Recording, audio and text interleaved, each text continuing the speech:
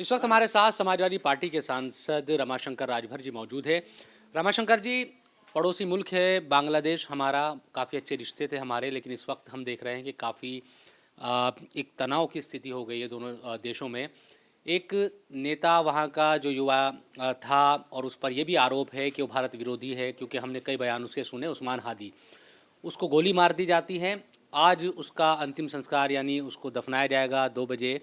उसके जैसे ही उसको गोली मारी गई, उसके बाद से हिंसा की शुरुआत फिर से हो गई है। कई हिंदुओं को भी जलाया गया है, घर तोड़े गए हैं, इस तरह की खबर वहाँ पर है। इस हिंसा के पीछे आप क्या कारण मान रहे हैं? देखिए बताऊँ मैं, हमारे सारे पड़ोसियों से संबंध खराब होते जा रहे हैं और बांग्लादेश को तो मैं पड़ोसी नहीं मानता, मैं वो भाई मानता हूँ, क्योंकि बांग्लादेश भारत ने बनवाया था।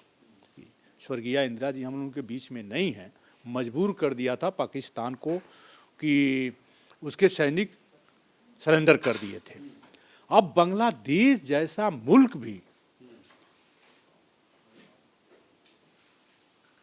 हम लोगों के साथ न हो, इससे बड़ी दुर्भाग्यपूर्ण कोई बात हो नहीं सकती। ये टोटली हमारे विदेश नीति का फेलोर है।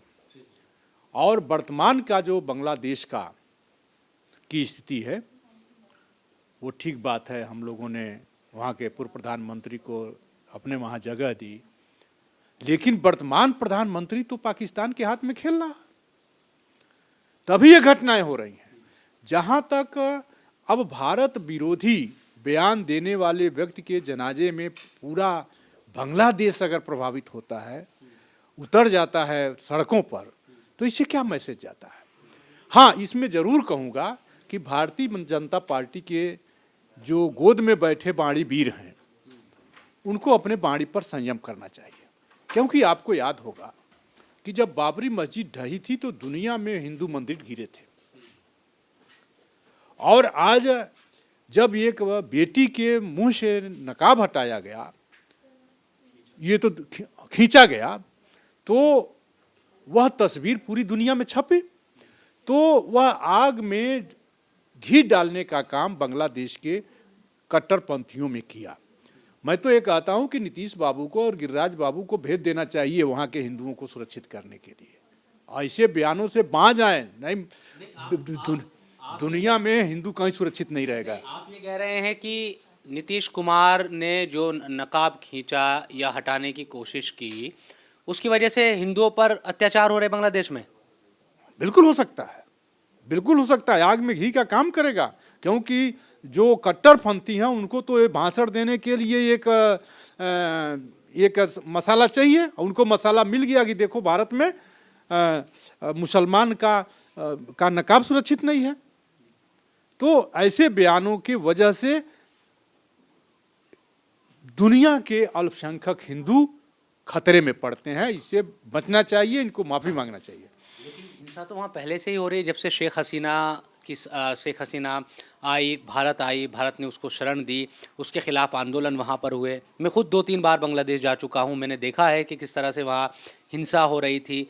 कवर करने हम गए थे तमाम चीज़ें, तो तब से हिंसा हो रही है। फिर नकाब वाले मामले को इसमें ले आना, ये कहाँ तक तर्कसंगत है? नहीं, मैं नकाब वाले मामलों को लाने का मतलब हमारा ये है कि ऐसे बयान आग में घी का काम करते हैं, क्योंकि बांग्लादेश में भारत विरोधी तत्व बहुत तेजी से सक्रिय हैं, जिसका जीता जागता उदाहरण शेख हसीना थी। उनको आपने लिया और उनको लेने के बाद से फिर वहाँ जो भारत विरोधी शक्तियां हैं वो पूरे बांग्लादेश को अपने कब्जे में एक तरह से ले ली हैं। भारत को किसी हद तक, क्योंकि इंदिरा जी ने तो किसी हद तक पहुंच करके बांग्लादेश को आज़ाद कराया था, हमें किसी हद तक पढ़ करके जो भी वहाँ का नेतृत्व था, जो भारत विरोधी नेतृत्व था, उसको कुचलने का प्रयास दुनिया के मंचों पर करना चाहिए था और बांग्लादेश के साथ करना चाहिए था। अभी क्या करना चाहिए भारत को? भारत वहाँ अल्पसंख्यकों की जान बचे, क्योंकि एक शख्स को, एक लड़के को जिंदा जला दिया गया है, उसकी तस्वीर वायरल है बांग्लादेश में। सवाल केवल अल्पसंख्यकों का नहीं है, सवाल ये है कि भारत परस्त बांग्लादेशियों के जान की सुरक्षा कैसे हो, क्योंकि बांग्लादेश में दो विचारधाराएं तो फैल गई हैं। इसलिए जिस तरह से इंदिरा जी अपने सैनिकों को बांग्लादेश में भेज करके पाकिस्तान परस्तों को ठीक किया था, उसी तरह से भारत सरकार बिना विलंब किए पाकिस्तान परस्तों को सही करे और बांग्लादेश की मदद करके और फिर भारत परस्त बांग्लादेशियों को की सुरक्षा करे, अल्पसंख्यकों की सुरक्षा करे। धन्यवाद बात करने के लिए। तो रमाशंकर राजभर जो ये कह रहे हैं कि जो हालात इस वक्त बांग्लादेश में हैं, हम कई दिनों से देख रहे हैं कि आगजनी हो रही है, एक हिंदू युवक को जिंदा जला दिया गया, एक और वीडियो वायरल है जिसमें कहा जा रहा है कि रिक्शा चालक ये रॉ एजेंट है भारतीय एजेंसी का, इसलिए उसको पीटा जा रहा है। तो कई तस्वीरें हैं वायरल इस वक्त बांग्लादेश में। और आज हादी का जो जनाजा है वो भी 2 बजे के करीब निकलेगा।